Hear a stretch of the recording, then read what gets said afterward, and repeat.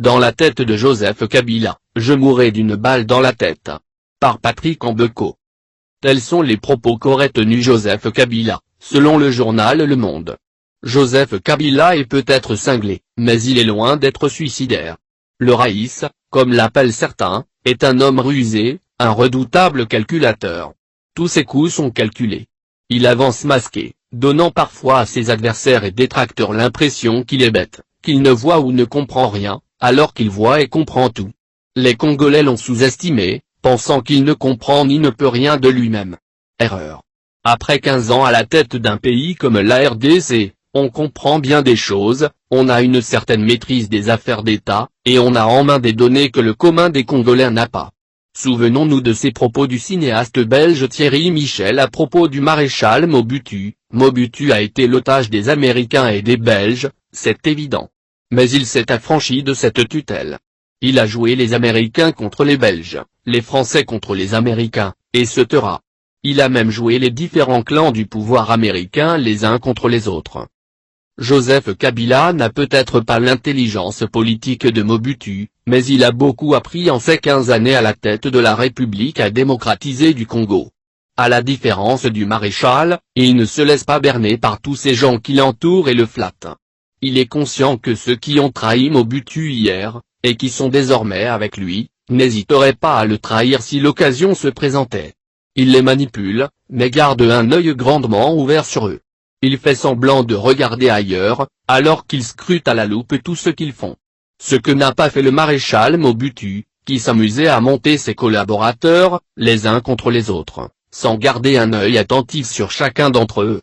Résultat, il n'a rien vu venir lorsque ceux-ci ont décidé de le trahir quand son pouvoir vacillait.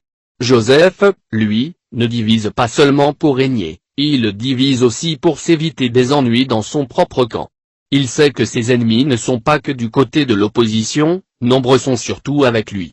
Vu l'état médiocre de l'opposition, il semble, contrairement à ce que l'on peut penser, avoir concentré son attention sur son entourage immédiat. Qui le poignardera le premier pour lui succéder. Sachant qu'il est entouré des requins, Joseph se garde d'exposer toutes ses cartes. Durant les négociations, qui ont conduit à la signature de l'accord de la Saint-Sylvestre, on l'a vu désavouer ses émissaires qui voulaient rompre les pourparlers et imposer la poursuite des négociations avec l'opposition pour arriver à cet accord qui lui a permis de glisser. Après avoir déstabilisé et divisé l'opposition, et réussi à faire accepter le fait que les élections se tiennent en décembre 2018, Joseph Kabila mise désormais sur la stratégie de l'usure. Il sait que les opposants congolais n'ont aucune vision et ne sont guidés par aucune idéologie. Il suffit de les déstabiliser un peu plus, quitte à les réduire à néant, pour passer aux yeux de ses anciens maîtres qui veulent sa peau comme la seule alternative à lui-même. Ne lui demande-t-on pas de proposer un nom? Quand j'observe ce monsieur, je ne vois pas un fou ou un illuminé, et encore un kamikaze. Mais bien un adepte de Machiavel pour qui la fin justifie les moyens, quitte à faire croire au monde qu'il est assez suicidaire pour accepter de recevoir une balle dans le crâne.